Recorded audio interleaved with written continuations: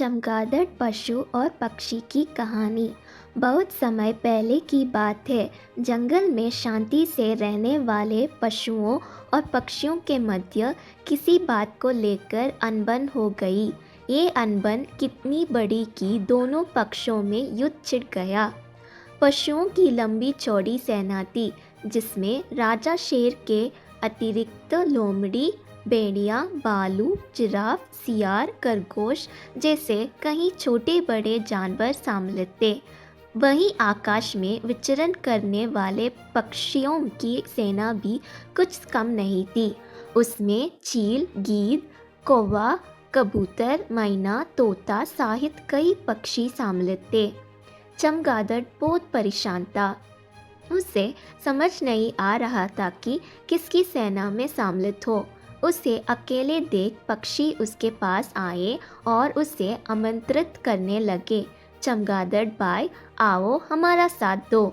मैं तुम्हारा साथ कैसे आ सकता हूँ? देखो, मुझे पंख हटा दिया जाए तो मैं तो हुब्बू चूहे के समान दिखता हूँ। मैं तो पशु हूँ, मुझे क्षमा कर दो। चमगादड़ ने उत्तर दिया। चमगादड़ का उत्तर सुन पक्षी चले गए। पक्षियों के जाने के बाद पशुओं की मंडली उसके पास आई और बोली, अरे भाई, यहाँ अकेले क्यों बैठे हो? आओ हमारे सेने में आ जाओ। तुम्हें मेरे पंख दिखाई नहीं देते?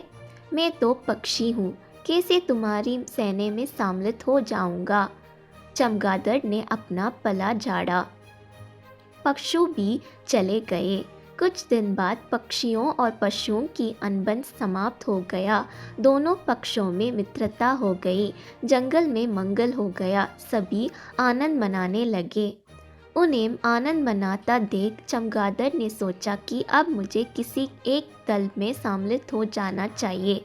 वह पक्षियों के दल में पास गया और उनसे निवेदन किया कि वे उसे अपना दल में ले ले, किंतु पक्षियों ने यह कहकर मना कर दिया, अरे तुम तो पशु हो, ऐसे में तुम हमारे दल में कैसे आ सकते हो?